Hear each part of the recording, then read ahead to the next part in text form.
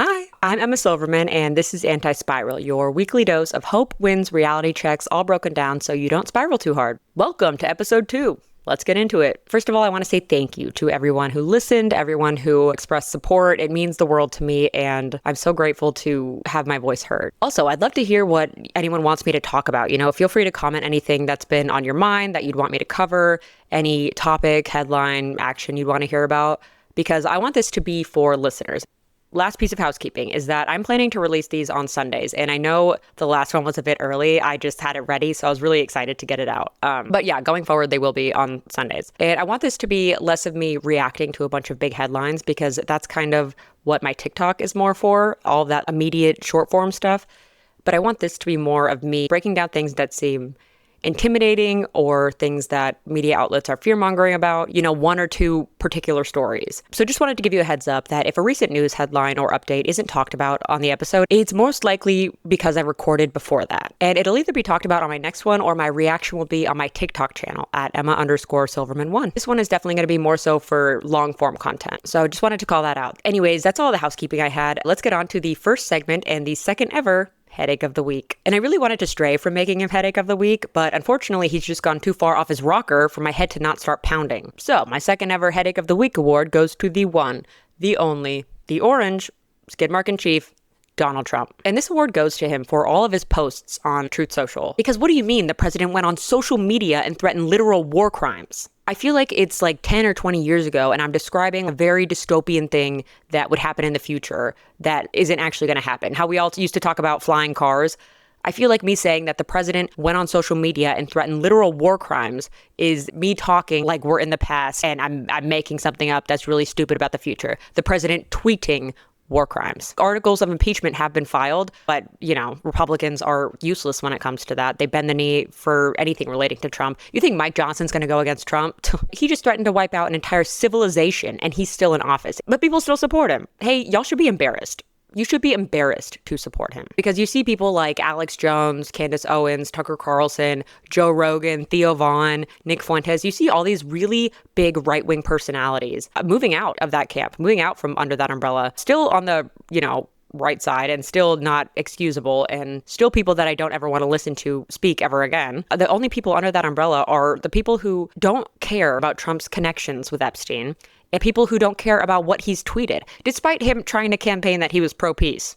How'd that work out? And by the way, these are the same people who love to dog on Biden and call him Sleepy Joe. Everything Trump's done within the past month has made Biden look like the president of Mensa. The way Donald Trump has fallen asleep in public multiple times. He has fallen asleep in public multiple times. Once at the US Open, big tennis tournament. The other time at his own birthday, when a draft dodger threw himself a military birthday party. He fell asleep at his own birthday party. He also fell asleep at the Board of Peace meeting. Hey, how'd that work out? Board of Peace, my fucking ass. I'm not gonna listen to a single person who doesn't criticize or recognize Trump's mental deterioration. Because frankly, anything they have to say can't be valuable enough to lend an ear to, and actually has a better chance of stripping brain cells from those in arm's length than it does at convincing anyone that the person speaking is intelligent. But I don't want to focus on that anymore. On to the second segment and the second ever Underdog of the Week. And this one might come as a shock to you, which is kind of the point of the award, someone who shocked us this week, regardless of where they fall on the political spectrum. And yeah, okay, this one was a little over a week ago, but it was after my last episode, so I'm counting it. So the second ever Underdog of the Week award goes to the one, the only, the unpredictable Chief Justice John Roberts. And this award goes to him because while the Supreme Court was hearing arguments for the case where Trump is trying to limit/overturn birthright citizenship, the attorney for the Trump administration called birth tourism, which, for those of you who don't know what birth tourism is, it's when people travel to the U.S. to give birth so that their child is a U.S. citizen. He called birth tourism a national security threat. And then he argued that other countries don't grant automatic birthright citizenship, which is, hey, a lie. And so then the attorney for the Trump administration said that birth tourism was not a problem in the 19th century, so it wasn't considered when the founders drafted the 14th Amendment. And then he said that we're in a new world now. And then Chief Justice John Roberts said, well, it's a new world. It's the same Constitution. Inject that into my veins. What a bar. What a bar. And that's just one of the ways that the Supreme Court indicated they won't be siding with the Trump administration when that decision is released in June. It might be 9-0, it might be 8-1, but all signs point to Trump's camp losing that fight. But I just loved how John Roberts shut that argument down with such quick wit. I definitely didn't expect to hear such a smooth line coming from a conservative Chief Justice of the Supreme Court, especially directed at an attorney for the Trump administration. That was very underdoggy of him. No notes. Actually, one note. Chief Justice John Roberts, if you're listening, can you ask Alito why he was in the hospital, and then can you tell us? Or can you tell me, and then I won't tell anybody? I saw that article that he was in the hospital, and I just wanted to know. What's he up to? All good or all bad? While you're at it, can you ask Clarence Thomas to take the stick out of his ass and stop being so insufferable? Me talking to Chief Justice John Roberts like he's listening. Anyways, enough of the awards. Let's get on to the breakdown. A huge story dropped last week, or it might have been a little bit over a week ago, but I just really wanted to talk about it and dive a little deeper into it. Pam Bondi has fallen, and she can't get up. As you might have heard, Pam Bondi was fired from her position as Attorney General last week and allegedly spent the last few hours as Attorney General begging to keep her job. How embarrassing. I mean, there's definitely lower you could go, but I'd say begging to keep your job under an 80-year-old diaper-wearing wannabe dictator who shits his pants frequently is pretty far down there. But obviously we saw how begging for her job worked out, and supposedly it was for her mishandling of the Epstein files, which of course is, hey, absolutely true. She definitely mishandled the release of the Epstein files. I mean, if you watched her testify in front of Congress, you watched her lie under oath, you watched her refuse to look the victims in the eyes, which is crazy at a hearing about justice for the victims when you are the head of the Department of Justice. Idiot. And then brag about how the Dow was over 50,000. Hey, how'd that turn out? Not that that even matters, but I'm just saying. But I think it's worth it to point out that she was subpoenaed by the House Oversight Committee to testify again about her mishandling of them. And that hearing is scheduled for April 14th. The first time she testified for the House Judiciary Committee, and this one is for the Oversight Committee. So 2 separate hearings. And Trump didn't want this. He didn't want her going up in front of Congress in a hearing that would be recorded and broadcasted to the American public, to once again give an incredibly disgraceful performance where she didn't even acknowledge the victims and where she lied under oath, like I said before, and where she just deflected a ton of questions about Trump, which is arguably exactly what Trump asked her to do. Trump probably didn't fire her for mishandling the Epstein files, but more so for not making him seem innocent. Because, hey, he isn't. And if you believe he is, you have a screw loose. And then after that hearing, instead of taking responsibility for her failure of a performance that only weakened trust in her, which I don't think anyone knew was possible, she blamed Representative Jim Jordan from Ohio. He is the committee's Republican chairman. She blamed him for not defending her and for enabling Democrats to ask tough questions in a hearing where she is supposed to answer questions. Makes sense if you don't think about it. But according to a representative in the House Oversight Committee, the one who will be holding that April 14th hearing, she's still legally obligated to show up and answer questions. We'll see how that works out. But something else I thought was interesting is that Pam Bondi now has to face an even harsher reality than being unemployed in 2026, which is the possibility that she has become expendable to Trump. And I mean, we see that pretty clearly with the Republicans who are increasingly willing to call her out for mishandling the files and to subpoena her to testify and to put most of the Epstein blame on her, which is something that Trump probably isn't opposed to, especially when talking about the files that literally implicate him. They aren't calling him out, they're calling her out. And I don't know what that'll ultimately come to, but I think it's a good time to remind you that Nixon didn't go to jail, but his attorney general did. And I wouldn't be surprised if we saw that same outcome now, because Trump loves a scapegoat. He loves one. But this is just a perfect example of how Trump will turn on anyone or throw anyone under the bus if it means they'll take the heat and not him.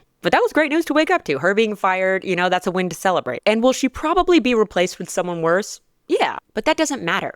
And I'll get into that in a second.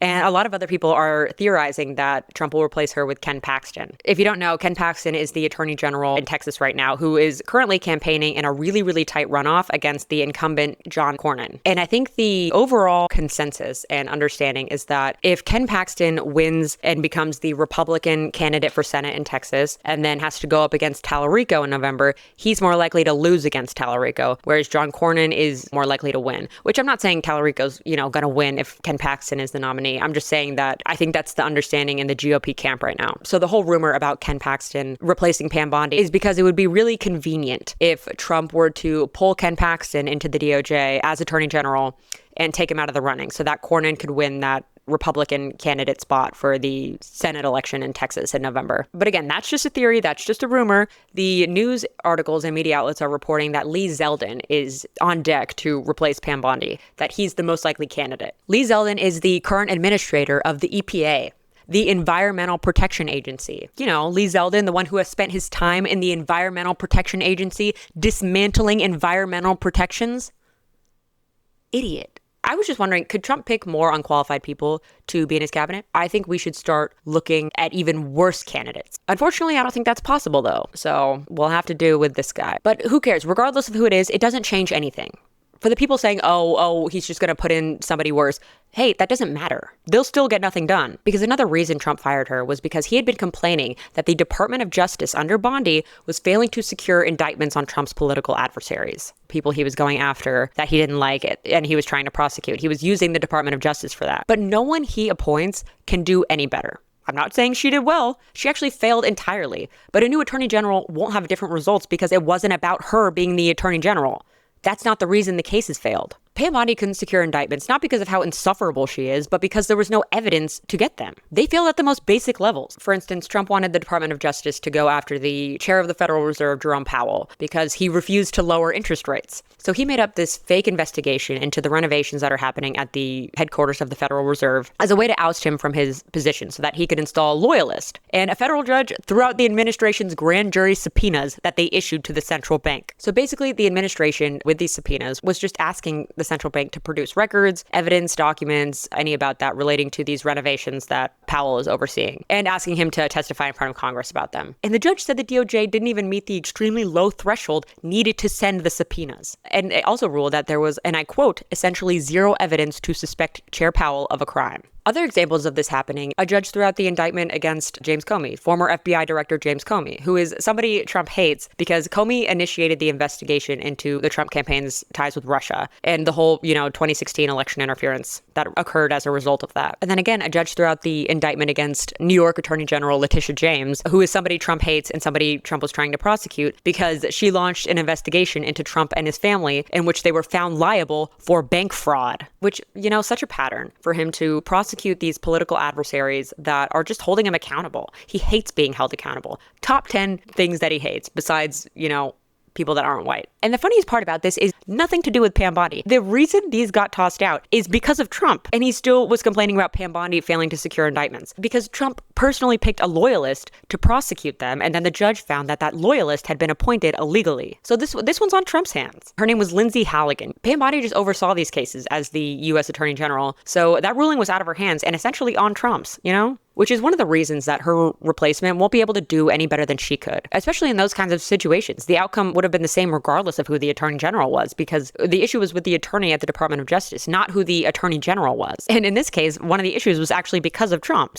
And also the federal judge for Jerome Powell's case even called all of this out and said that these subpoenas' purpose was to harass and pressure Powell to yield to the president and to resign so that Trump can implement a loyalist who will yield to him. A federal judge recognized that. Come on. It has nothing to do with Pam Bondi and everything to do with the legal system and the justice system recognizing that these politically motivated cases from Trump don't stand a chance at succeeding at even the most basic levels of gathering evidence. They didn't even pass that stage. A replacement like Lee Zeldin couldn't do any better. And don't even get me started on Ken Paxton. He couldn't do any better either, especially since he doesn't have the best track record within the legal sphere. Mr. Indicted on Securities Fraud Paxton. Mr. I cheated on my wife Paxton. Mr. I abused my office Paxton. Mr. I was impeached for all of that Paxton. Down there in Texas, we call him Attorney Weenie Hut General. Actually, I call him that. Actually, funny story, fun fact. In 2020, I would reply to all of Ken Paxton's tweets saying Attorney Weenie Hut General, and then I would put this picture of Ken Paxton walking out of Weenie Hut Jr.'s under every single tweet, and then he blocked me.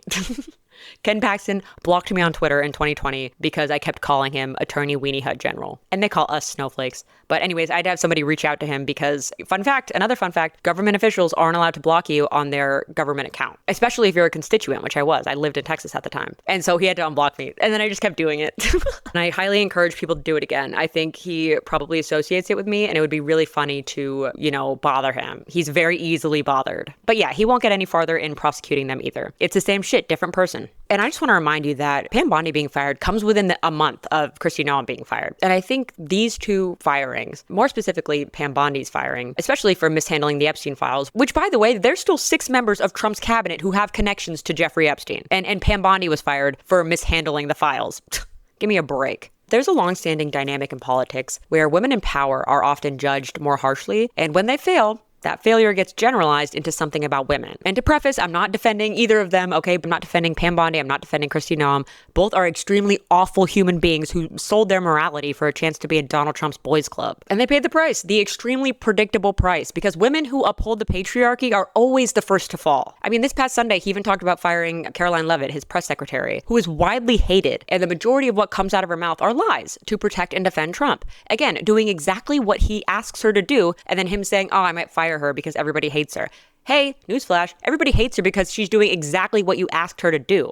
Moron. I'm talking fast again, sorry. And another who I'm sure will get brought up in the coming weeks, if they haven't already, actually they did get brought up recently, Tulsi Gabbard, who is allegedly, I'll say allegedly, a pretty prominent Russian asset. I think that's been a story for a long time, and who has ties to Russian propaganda. And get this, Trump appointed her to be the U.S. Director of National Intelligence. Cannot make this shit up. And I mean, if she gets fired, none of us will be surprised, but it feels inevitable. Another woman being appointed to a position she shouldn't have been appointed to, where he could easily justifiably fire her and maintain the notion that women aren't meant to be in positions of power. And that's what I was talking about with those pre-existing beliefs and those pre-existing narratives, is that he hires these incredibly incompetent women to positions of power where they should not be, and where there's plenty of other women who are qualified to be in those positions. And then he fires them. Just reinforcing that, like, oh, women shouldn't be in power because look what she did. You know, if you're basing your opinions about women in power on Pam Bondi and Noem, then I have news for you.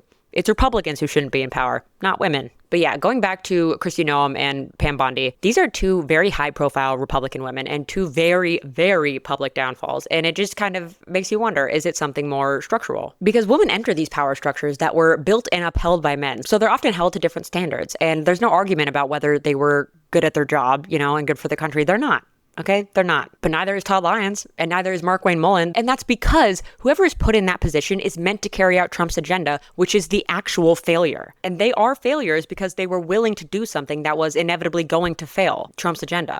Pam Bondi and Noem did exactly what Trump asked them to do, and so will their replacements. And they both stumbled, and so will their replacements. But when they stumble, it gets them fired. And it reinforces existing biases that women aren't meant to be in those positions of power. And I feel like that's kind of a goal of Trump and the GOP, is to put these like unhinged women into these positions so that they fail. And so that they can say, see, these women shouldn't be there. And then replace them with a man who will do the same thing they were doing and who will stumble the same way they stumbled, but will still keep their job, regardless of whatever they do. And yeah, I say unhinged and I mean it. Noem shot her dog because it wasn't a well-trained hunting dog. Hey, by the way, the responsibility to train your pet is on you. So actually, let me rephrase that. She shot her dog because she didn't train it well enough. And you know what? I could stop there. I could stop there and say that she's unhinged because she shot her dog. That should be a very reasonable sentence, enough to not have somebody appointed to run the Department of Homeland Security. But you know what? It gets worse. She also shot her goat because it was mean and it smelled bad. Yeah.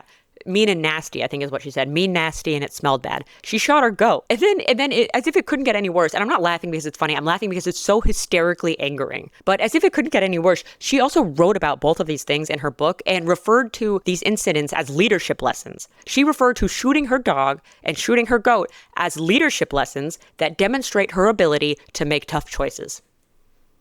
Hey, what are we talking about? What do you mean shooting animals is a leadership lesson? So yeah, I mean unhinged. And that doesn't even mention her stealing over $200 million in taxpayer money to pay her friends to make an ad for her for the DHS. One that definitely did not cost $200 million, by the way. You can go look it up. It was the one she did in front of Mount Rushmore. And I actually don't recommend looking it up unless you want your eyes to peel off, but, you know, feel free. And it also doesn't mention her alleged affair with her unpaid advisor, Corey Lewandowski. And I mean, we all saw the latest about Noem's husband and what he was doing behind her back. I'm not going to judge Noem's husband for cross-dressing at all. I'm going to judge him for supporting what his wife did when she was head of the Department of Homeland Security, but I'm not going to judge him for cross-dressing. But, you know, I will judge Noem for being noticeably more upset finding out about her husband who was secretly cross-dressing than finding out that she lost her job as head of the Department of Homeland Security. And I'm also going to judge her for being more upset about that than when she found out about the people who had been killed at the hands of an ICE department that she oversaw. You know? Which, by the way, the shit with her husband, still less unhinged than her killing her dog and her goat and portraying it as a leadership lesson. Give me a break. Who hires someone with that on their track record to run the Department of Homeland Security? Who hires someone with that under their belt to run anything at all? She was doomed from the start and should have never been in a position of power. But then we have Pam Bondi. Pam Bondi, who prior to being the U.S. Attorney General, was also the Attorney General of Florida. And while she was there, one of the stories that kind of stood out to me was that she requested the governor at the time, Rick Scott, postpone the execution of someone on death row because she had to go to a re-election campaign fundraising event. She was also involved in Trump's efforts to overturn the election in 2020, which is honestly something I kind of forgot she was involved in. That alone should tell you how unfit she is. I mean, there's a reason Giuliani got disbarred and we don't hear from Sidney Powell anymore. Both people who were very prominent in Trump's effort to overturn the 2020 election. It's because they're nutcases. They're nutcases for going along with that. And they're also just like traitors to the country and a threat to democracy while we're at it. Rudy Giuliani literally got disbarred for making false statements to judges in courts. And alongside that legal effort was Pam Bondi. Who appoints someone like that to be the Attorney General of the United States? Again, doomed from the start, and Trump knew that. And so now Trump gets to fire her and be like, see, women shouldn't be in that position. I'm going to get a man in there. And the two people like that are publicly in the running to do so are just as unqualified and just as unhinged as Pam Bondi. Again, the real failure is them doing what Trump tells them to do and pursuing Trump's agenda and essentially why they get fired in the end. And when Trump turns on you and, you become expendable to him, you're nothing. You are nothing to him. He will let you fall to the wayside and will let you take the fall for everything. None of that even mentions what she's done in office to deviate the Department of Justice from its actual purpose and instead turned it into Trump's personal law firm, which again is something Trump asked her to do. But yeah, I think there's something to be said about all of the people mentioned in the Epstein files and who had connections to Epstein who are still in Trump's cabinet. When Pam Bondi got fired by the man mentioned most aside from Epstein himself in those files. But all those people are still there. All those people who have connections to Epstein are still in Trump's cabinet. And before everyone goes crazy, okay, everyone put your guns down. I'm not saying that she should have kept her job. I'm saying that more people should be losing theirs and that there's something to be said about him only firing women for doing corrupt shit when his administration, his cabinet, and himself, might I remind you, are full of corruption right now, especially relating to the Epstein files. Are we kidding? Like I said earlier, I don't want you to become desensitized to this, but at least half a dozen members of Trump's current administration, they are still employed, have connections to Jeffrey Epstein. Verifiable, documented connections. And Trump appointed them, by the way. Again, not saying Pam Bondi should still be employed. I'm saying all of them should be fired. And you know what? In jail. They should all be in jail. If not Pam Bondi, at least the men, Jesus. But I don't think I've touched on like several of these people who are connected to Epstein that are still in Trump's cabinet. So first up on the chopping block, we have RFK Jr. And this one I feel like fell extremely under the radar. I remember hearing about it when everything came out. And then I think so much just came out about Trump and about so many other people that this one totally flew under. RFK Jr., who serves as the Secretary of the Department of Health and Human Services, as you might know. I don't know if anyone watches The Bald and the Beautiful with Trixie and Katya, but they have a really funny episode. If you look it up on TikTok, I'm sure you'll find it, where they're imitating RFK Jr. And it's so, I heat up some Gatorade, or like where they were just making fun of her voice, like. But yeah, in case you don't know, RFK Jr., he's the one who sounds like a microwave, and he has publicly acknowledged traveling on Jeffrey Epstein's plane multiple times, twice, and with his children. His children were with him.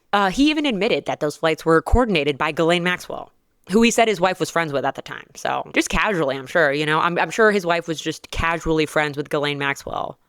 God, there's pictures of them partying together in New York. And oh my gosh, he's in Epstein's little black book. I forgot about that. He is literally in Epstein's little black book of socialites and politicians. So yeah, flew on his plane twice, is in his contact book, partied with him. But no, I'm sure he was just a friend and he did nothing wrong. I'm sure, right? Denies all wrongdoing. And I'm sure he's right, Fucking morons. But next up is Howard Lutnick, who Trump appointed to be the Secretary of Commerce. He frequently emailed with Epstein, and he took his family, including his daughter, to Epstein Island in 2012. And that trip was confirmed in the files. It's also worth it to point out that this was after Epstein was convicted for soliciting prostitution of a minor, by the way. Yeah. He took his daughter on a boat with him to his island after he had been accused of soliciting prostitution from a minor. And like I said in the beginning, he's actually set to testify in front of Congress next month about his involvement with Jeffrey Epstein. Members of Congress from the left and the right have called for his resignation. And the only reason he hasn't resigned is because the White House has maintained their support of him. The White House. Okay, so we have RFK Jr., Howard Lutnick.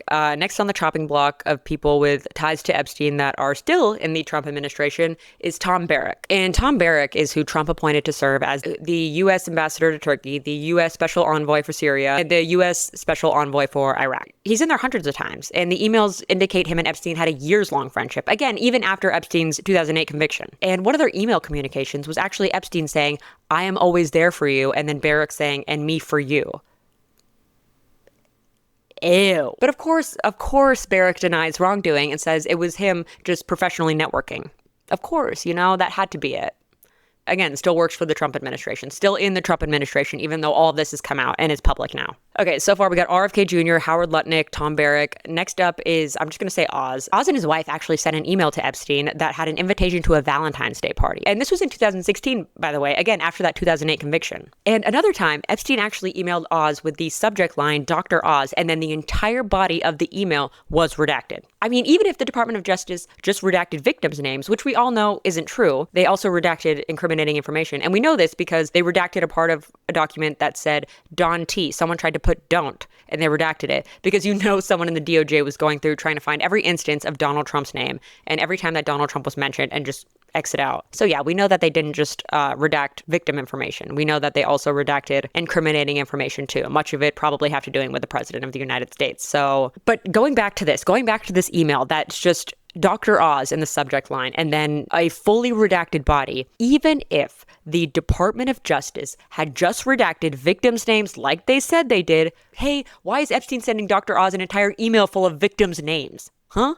What are we talking about? It's either that or it's incriminating in some capacity. I guess both are incriminating in some capacity, but still. But of course he denies wrongdoing. Of course, So yeah, we have RFK Jr., Howard Lutnick, Tom Barrack, Oz, and adding to that list is Stephen Feinberg, who Trump appointed to serve as the Deputy Secretary of Defense. Again, all these people still employed. But Feinberg is mentioned in multiple documents. And then his company, the company that he was CEO of at the time, is mentioned in over 300 documents. So they definitely did business together. But hey, don't worry, because he stepped down from his role as CEO of that company so that he could accept the second highest ranking position in the Pentagon where he currently works, by the way. Even after his ties to Epstein were made public. Give me a fucking break. All right, RFK Jr., Howard Lutnick, Tom Barrack, Oz, Stephen Feinberg, and last but not least of the people who are still in Trump's cabinet, despite their connections to Jeffrey Epstein, is John Phelan. John Phelan serves as the United States Secretary of the Navy, and John Phelan is listed in the flight logs on Epstein's private jet in 2006. But of course, him and the guy who invited him being the former Bear Stearns CEO, Jimmy Cain, by the way, of course, they claim they had no idea that they would be flying on his plane, and they deny any wrongdoing, despite the fact that the manifest of the flight that they were on also listed Jean-Luc Brunel, who was the French model scout and close associate of Epstein, who was later accused of trafficking and found dead in a French prison cell in 2022. But no, I'm sure they didn't do anything wrong. I'm sure they had no idea what was going on behind closed doors. They must have been outside those doors. From inside his private jet. Anyways, so we have RFK Jr., Howard Lutnick, Tom Barrack, Oz, Stephen Feinberg, and John Phelan, all members of the current Trump administration who have confirmed connections to Jeffrey Epstein, who Trump has not let go from the administration yet. And not only has he not fired them, he has also not publicly condemned them for it. And I mean, why would he? Birds of a feather.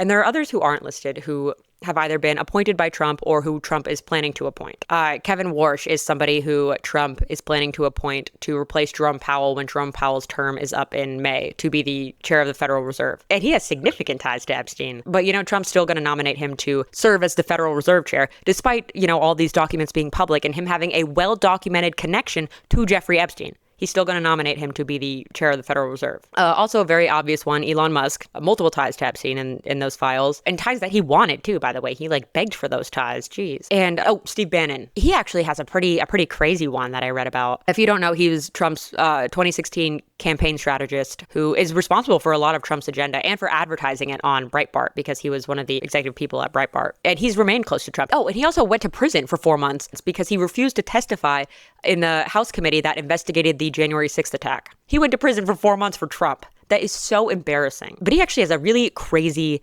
connection to Epstein. Get this. Bannon met with Epstein in New York to produce a documentary with the intention of rehabilitating Epstein's image as a philanthropist and to push back against the allegations of abuse. Bannon tried to rebrand Epstein as a good guy, and he's one of Trump's top advisors. So, like I said, birds of a feather. So 6 of those people were appointed by him and still serve in his administration despite their ties to Epstein. One of them is about to be appointed to a position within Trump's administration, and 2 are former members of Trump's administration. But yeah, I just wanted to point that out because Pam Bondi was fired for mishandling the Epstein files, while the actual men in the files are in the current administration. Also, one of them serves as president of the United States. The man in the files mentioned over 1 million times President of the United States. And Pam Bondi should be fired.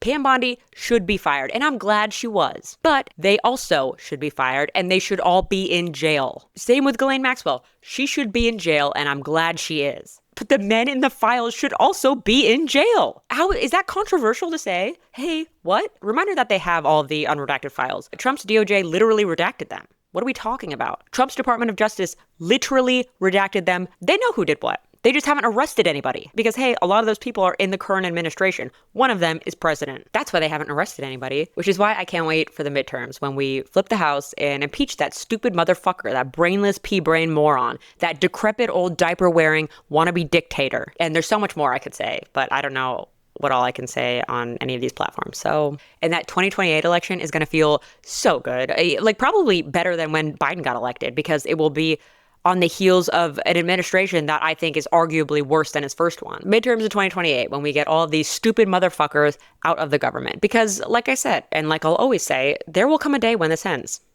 I promise. I promise you. And that day is when accountability will replace the regime. And so I want you to look forward to that day and don't look back on this one until it comes. Because, you know, hope is all we have. For every time that you've felt anxious, hope has gotten you out of it. Hope has gotten all of us out of it. Hope was what Biden campaigned on, and it worked. There is hope. This will not last forever. Like I said, and like I will continue to say, there will come a day when this ends. Believe it. But I think that'll do it for me today, actually. I think I've rambled enough, actually. Oh, wow, I've rambled a good amount of time. Oops. Now, for the section of this podcast that is unrelated to politics, so that you can leave this zone better than you found it, my take today is that Diet Pepsi is better than Diet Coke. Hey, put your guns down. Everyone, put your guns down, okay? Let me explain. But, you know, regular Coke is better than regular Pepsi. Okay. Everyone put their guns down so we can have a conversation now. And this isn't an ad, by the way. It's not an ad. It's just something I thought of yesterday. And I'm actually drinking one right now. This is like my favorite thing.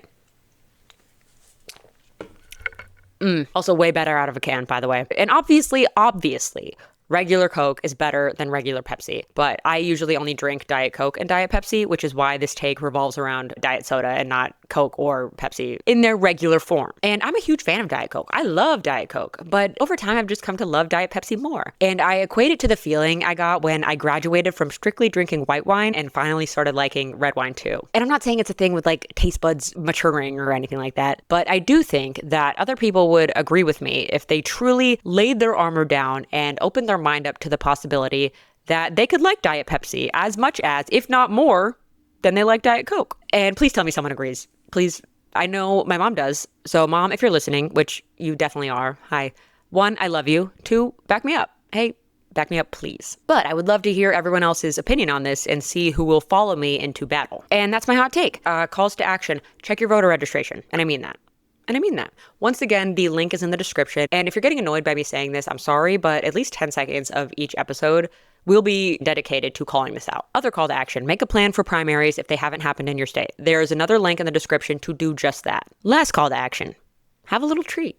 Do a little dance, drink a little drink. If you drink, celebrate the wins, you know? Whether it's Pam Bondi being fired or the birthright citizenship case being poised to not end up in Trump's favor, or even just personal life, like a new job or a new experience or a little accomplishment you had been putting off, you know? Celebrate the wins, big and small. Celebrate all of the wins. Life is so boring without them. But this was so much fun. I know I said that last time. I think I just have a lot of fun after recording one. Thank you so much for listening. If you like it here, subscribe and stay a while. Tune in next week, tune out the noise, and have a little treat and a little Diet Pepsi. Bye.